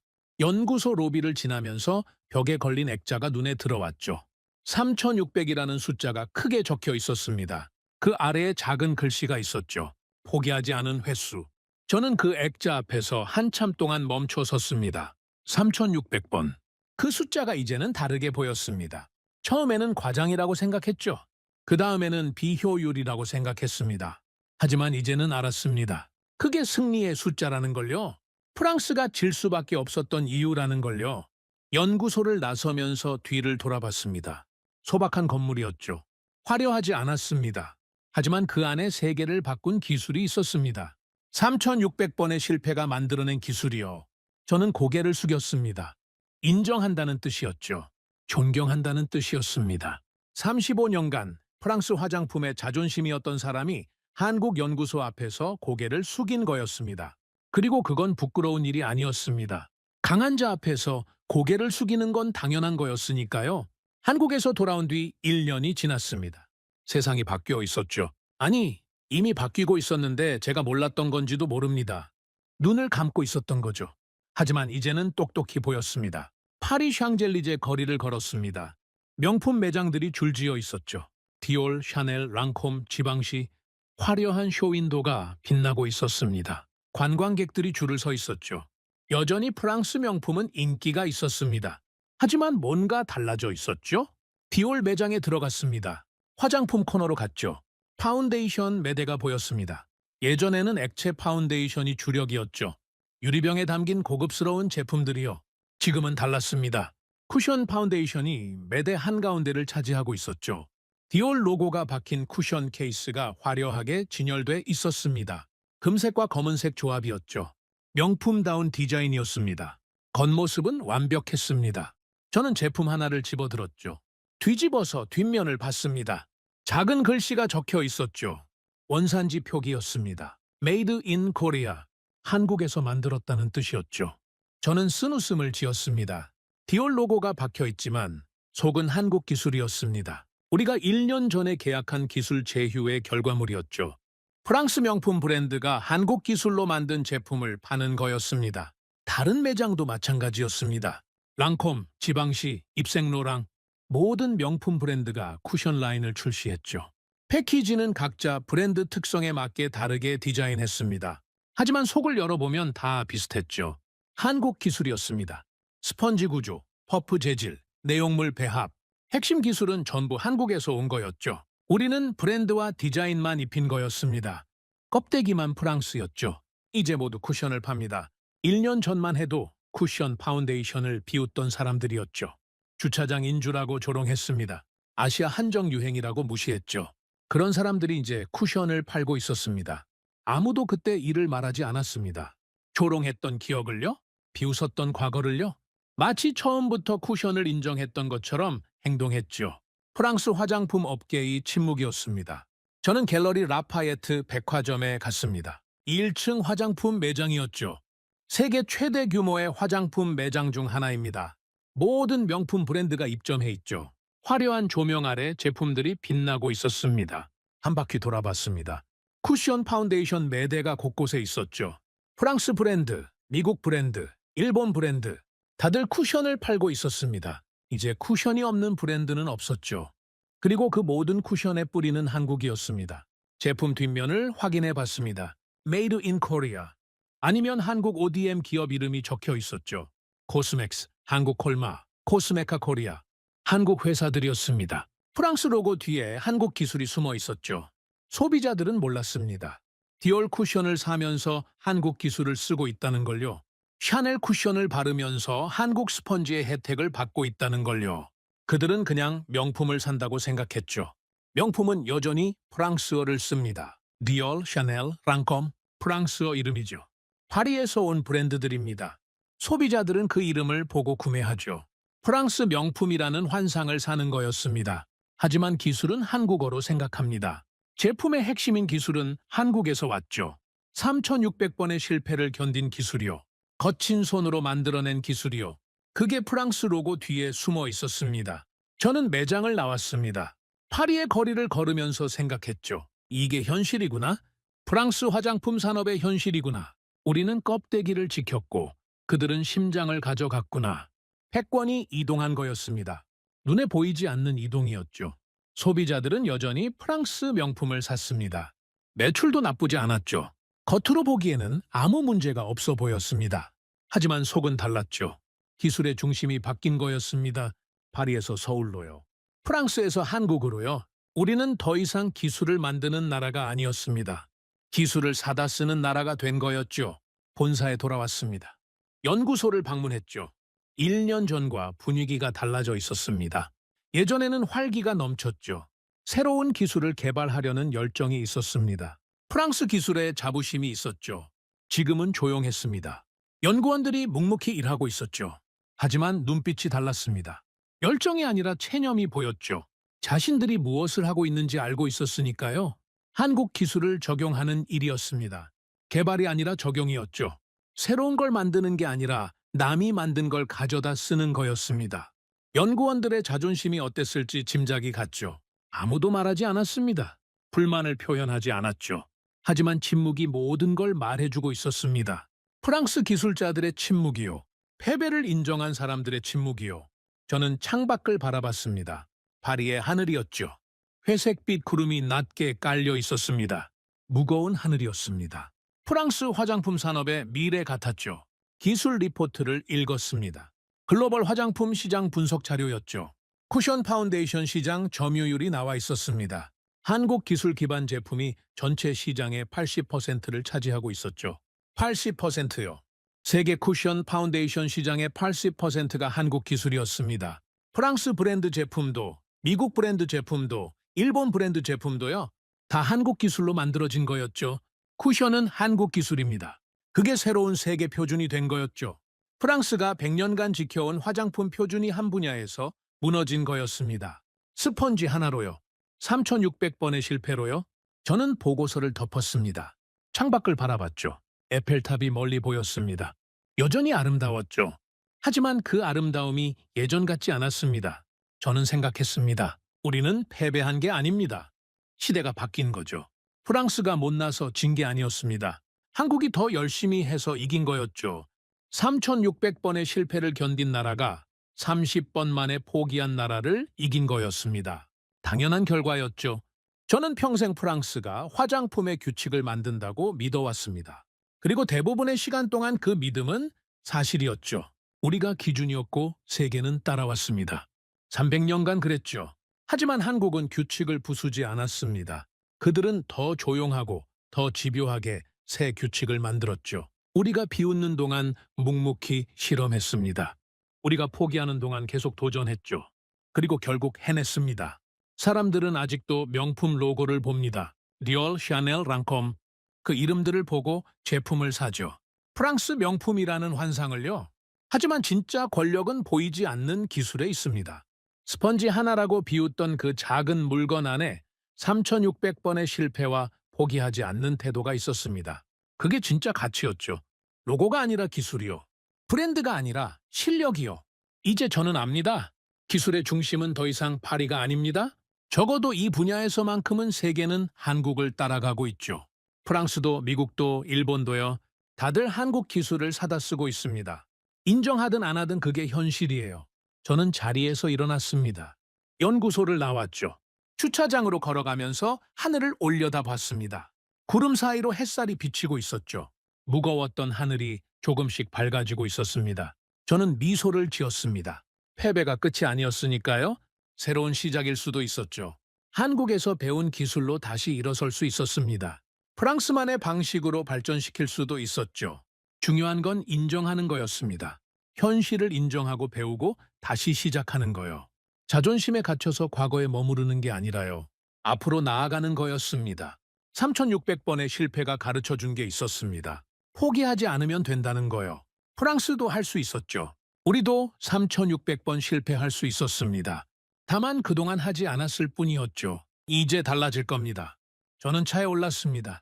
100미러의 연구소 건물이 비쳤죠. 프랑스 화장품 산업의 미래가 저기 있었습니다.